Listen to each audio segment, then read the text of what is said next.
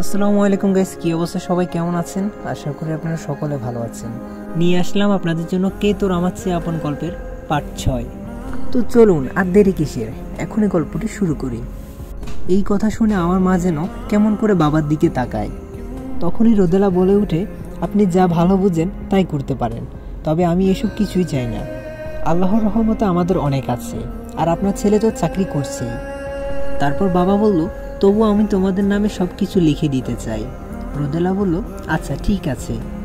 এরপর হঠাৎ করে আমার বাবা আমাকে বলে ওঠে, তা তোমার ব্যাপারে তো কিছুই তেমন জানলাম না। তখনই রোদেলা বলে উঠল, বাবা ওনার বাড়ি রংপুরে। তখনই আমার বাবা বলল, তা রংপুরে কোথায়? তখনই আমি রংপুরের অন্য একটি জায়গার কথা বললাম, যা আমার বাবা চিনতে পারেনি। তখন হঠাৎ করে আমার মা আমাকে বলে উঠল, তোমার বাবা মাও কি সেখানে থাকে? তখন আমি বললাম, জি না, তারা মারা গিয়েছে। রোদেলা বলল, আপনার বাবা মা বেঁচে নেই? আমি বললাম, জি না, মারা গিয়েছে। তারপর আমি আর কিছু না বলে সেখান থেকে চলে যেতে লাগলাম।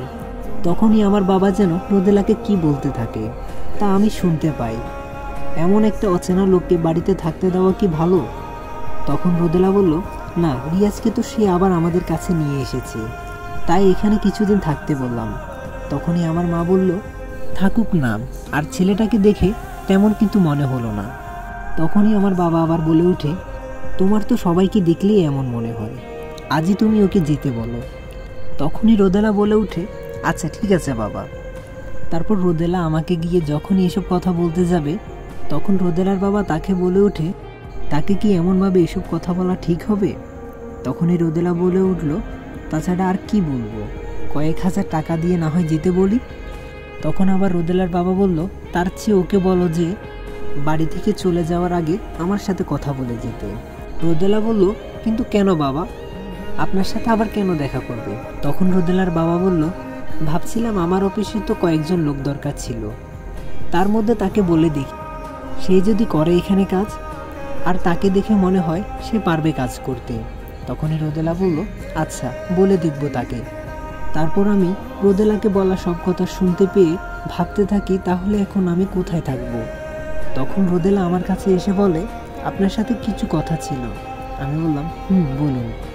তখন রোদেলা আমাকে বলল, আপনার মনে হয় এখানে থাকতে ভালো লাগছে না, তাই বলছিলাম যে আপনি এখন চলে যেতে পারেন। তখন আমি বললাম, আচ্ছা আমি তবে এখনই যাচ্ছি।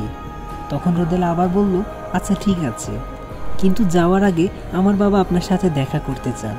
তখন আমি বললাম, আমার সাথে দেখা করবেন কেন? রোদেলা বলল, তা আপনি ওনার কাছে গেলেই বুঝতে পারবেন।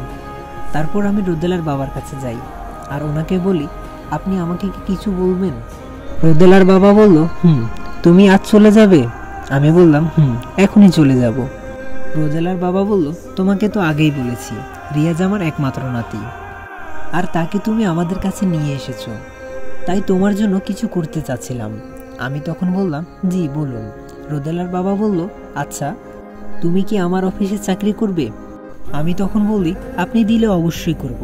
রোদেলার বাবা বলল, তাহলে আমি তোমাকে একটা ঠিকানা দিচ্ছি, তুমি কাল সকালে সেখানে এসো। তারপর রোদেলার বাবা আমাকে একটা কার্ড দেয়, আর তা নিয়ে আমি তাদের বাসা থেকে চলে যাই। আচ্ছা, এখন আপনারা হয়তো ভাবছেন, কেন এই রাফি বারবার শুধু মানুষের উপকার করছে আর চাকরি পাচ্ছে, আর তাকে মানুষ বাড়িতে থাকতে দিচ্ছে না? তা পরে জানবেন। এখন আসেন সাজিদের কাছে। এদিকে হৃদির থাপ্পড়, আর পরে মিমের মায়ের থাপ্পড় খেয়ে তার মাথায় এমনিতেই রাগ। তখনই মিমের সেই ভিডিওটা আবার বের করে দেখতে থাকে আর হাসতে থাকে। মিমের সেই ভিডিওটা দেখে যেন তার মনটা আবার ভালো হয়ে গেল, কিন্তু সে হৃদির কথাটা ভুলে যেতে পারছে না, কারণ হৃদির ওপর তার এক প্রকারের কুনজর পড়েছে।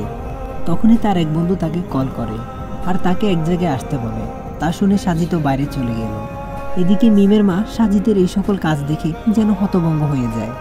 সে তার মেয়ের সম্মান নিয়ে খেলছে, তাই সে আজ সকালে সাজিদের মায়ের কাছে গিয়ে বলে। তো গাইস, ভিডিওটি কেমন লাগলো অবশ্যই কমেন্ট করে জানাবেন। যদি ভালো লেগে থাকে তাহলে like, comment, share and subscribe করে দিবেন। আর যদি নেক্সট পার্ট কালকে সকালের মধ্যে চান তাহলে এই ভিডিওতে বেশি বেশি করে কমেন্ট করুন। যদি রেসপন্স ভালো দেখি তাহলে আমি কালকে সকালে যেই করেই হোক নেক্সট পার্টটি দিব। তো ততক্ষণ পর্যন্ত সবাই ভালো থাকবেন, সুস্থ থাকবেন। খোদা হাফেজ।